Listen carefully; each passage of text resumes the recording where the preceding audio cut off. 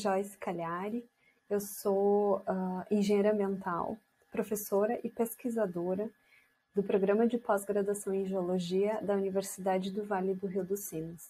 Nesse momento, eu queria falar um pouco com vocês sobre sociedade e meio ambiente e sobre a importância dos nossos hábitos, né, e o impacto que os nossos hábitos têm na qualidade ambiental. Eu vou abordar com vocês os seguintes tópicos.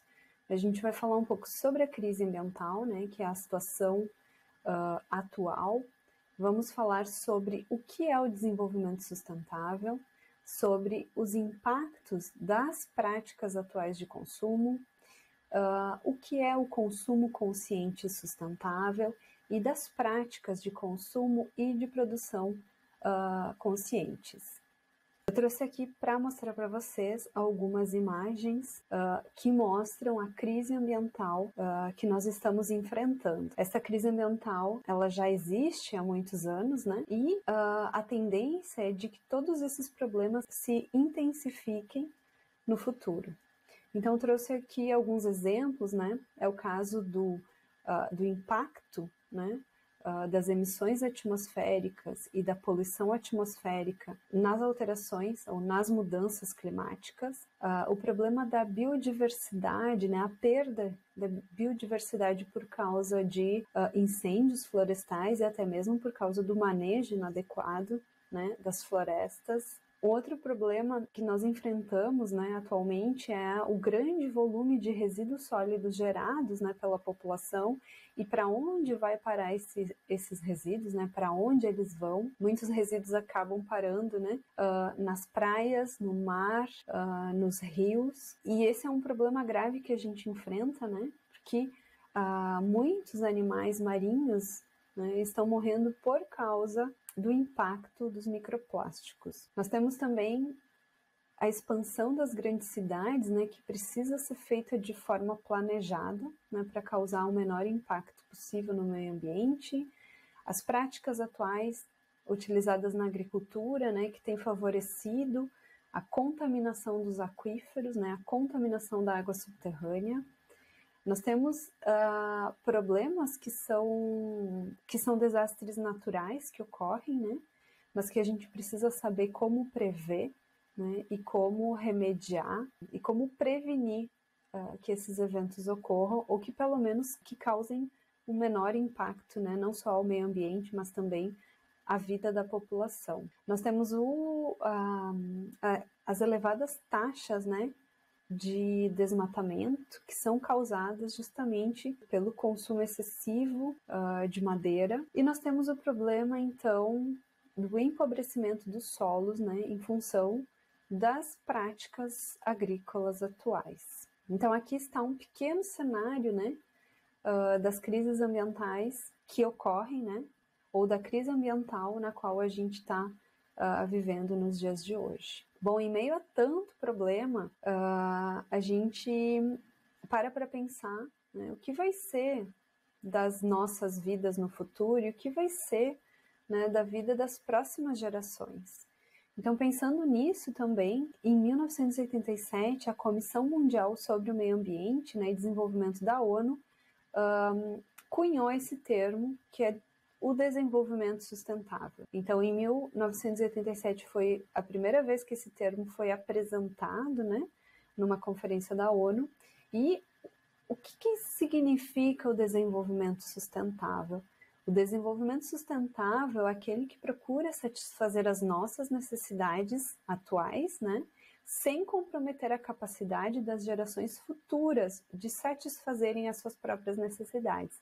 Então, hoje a gente consome muita matéria-prima, muito produto natural, mas a gente precisa consumir de tal forma, né, de que as gerações futuras também terão acesso a tudo isso. Então, para alcançar o desenvolvimento sustentável, a ONU definiu 17 objetivos e um deles é o consumo e a produção responsáveis, né? Esse é o objetivo 12. Então, a gente vai dar uma olhada nesse objetivo, né? E de que forma nós podemos contribuir para alcançar as metas listadas, né, nesse objetivo. Então, para cada um desses 17 objetivos, a ONU listou metas, né? E alcançando essas metas, a gente se aproxima do desenvolvimento sustentável. Bom, vocês podem se perguntar nesse momento, né, qual é o impacto das minhas práticas atuais de consumo, ou qual é o impacto das práticas atuais de consumo de vocês. Então é isso que a gente vai dar uma olhada agora, né?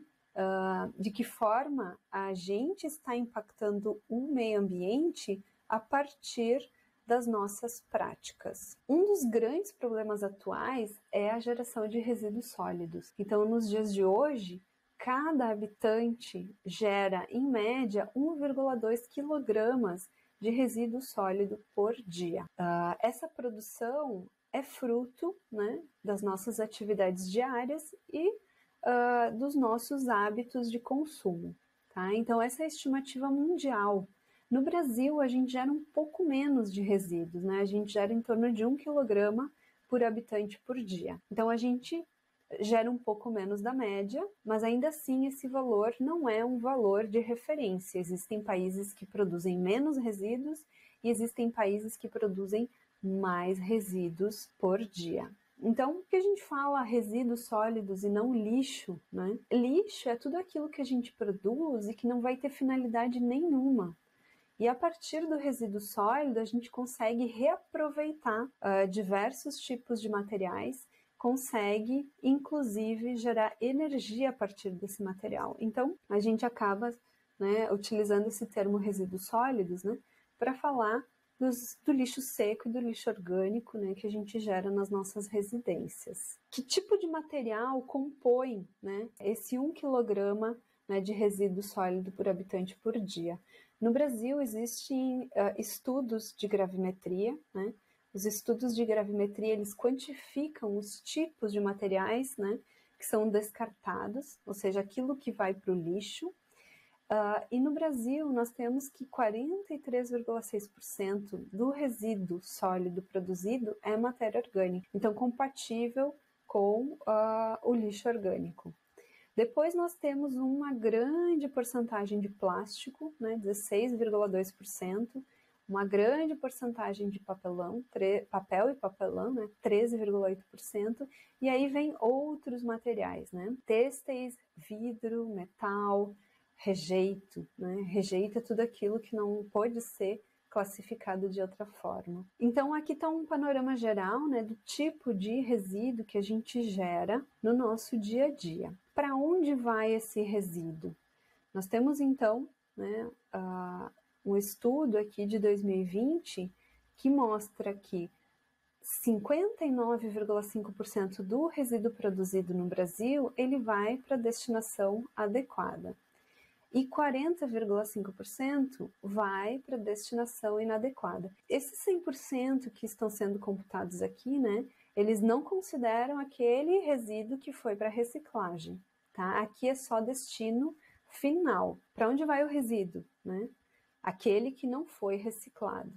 Então a gente vê que a maior porcentagem ela vai, né, para destinação adequada, e destinação adequada significa aterro sanitário, mas uma boa porcentagem vai para destinação inadequada, e isso significa que vai para lixões, né?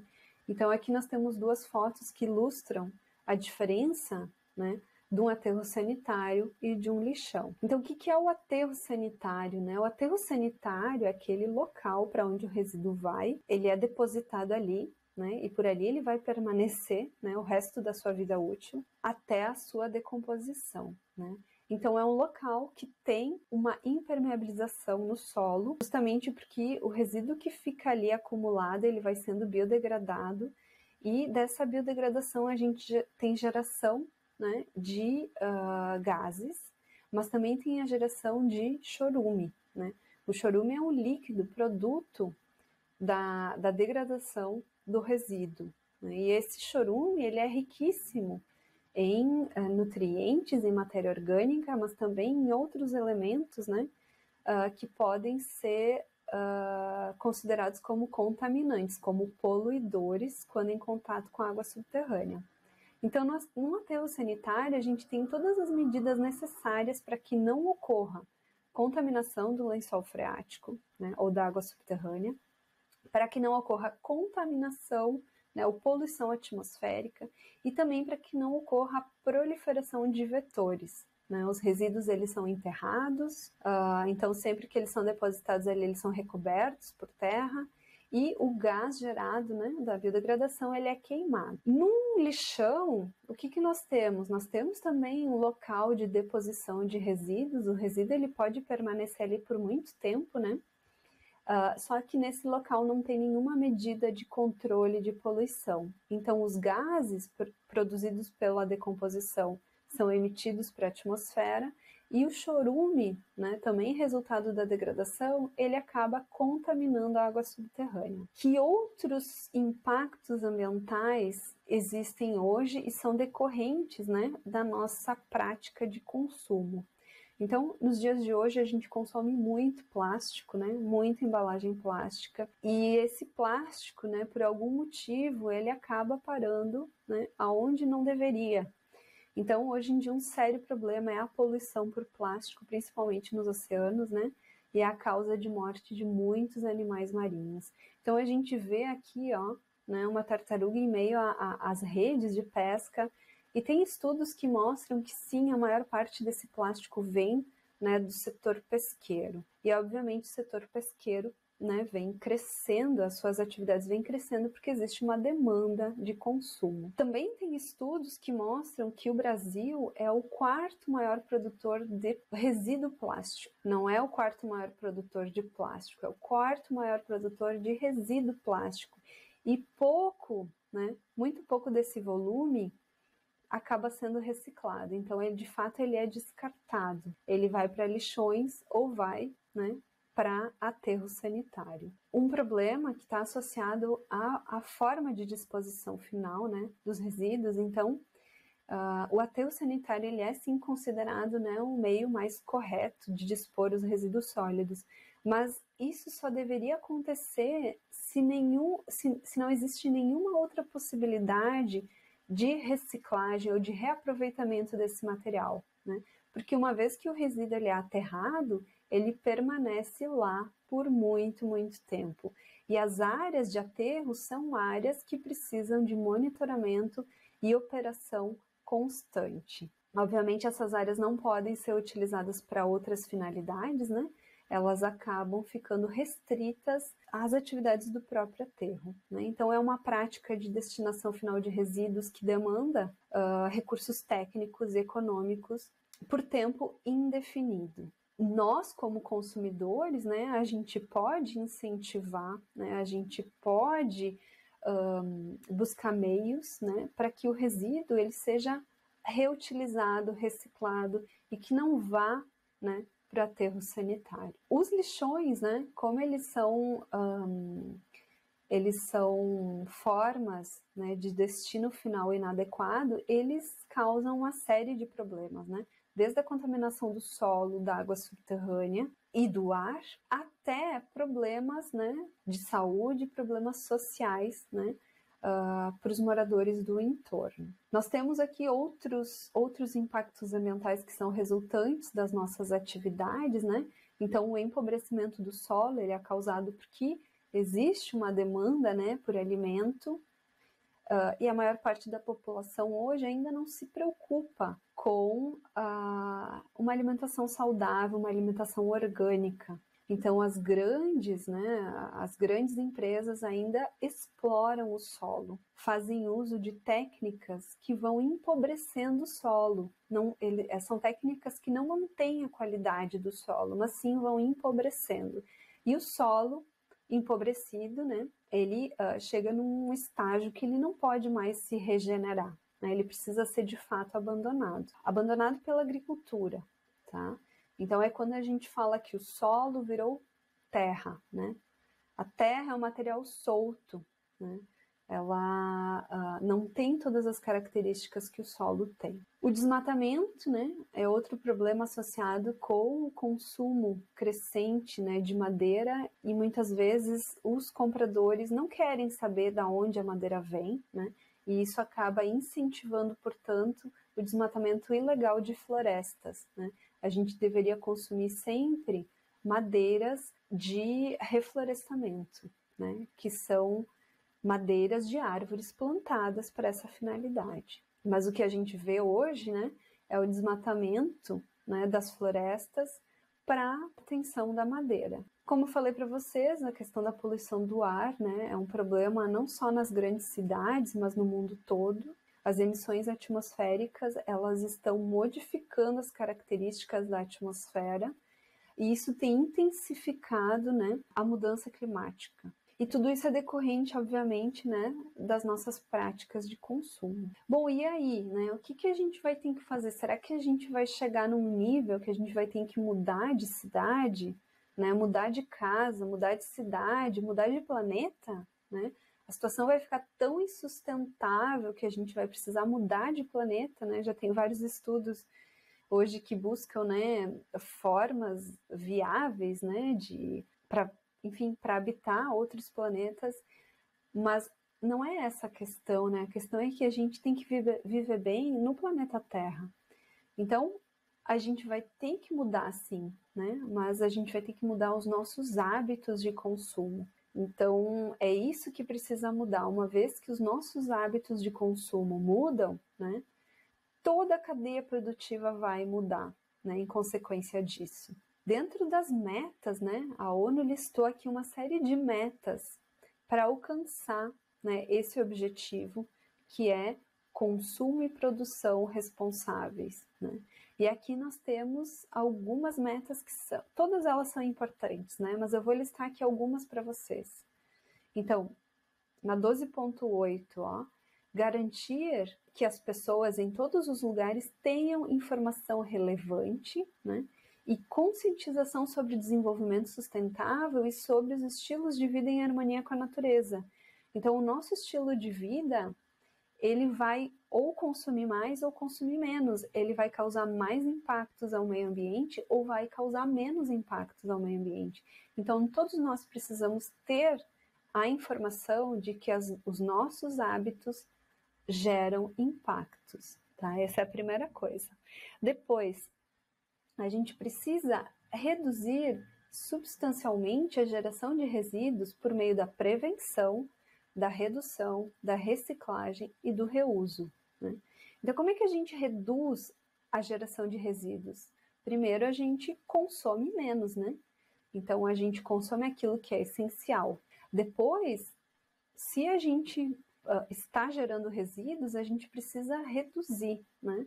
Então, aquilo que a gente consome precisa cada vez gerar menos resíduos. Depois, se a gente reduzir, né, mas mesmo assim gerar resíduos, a gente precisa garantir que o resíduo gerado ele seja reciclado ou ele seja reutilizado. Isso é o que define, então, a política dos 3 R's que a gente vai ver na sequência, tá? Uma outra meta é reduzir pela metade o desperdício de alimentos. Então tem muito alimento que acaba virando lixo, né?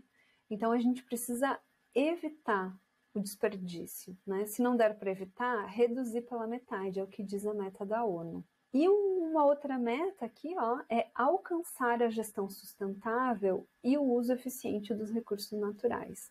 Então, isso a gente só consegue, né, se houver uma sincronia entre consumo responsável, consumo sustentável e produção sustentável e produção responsável.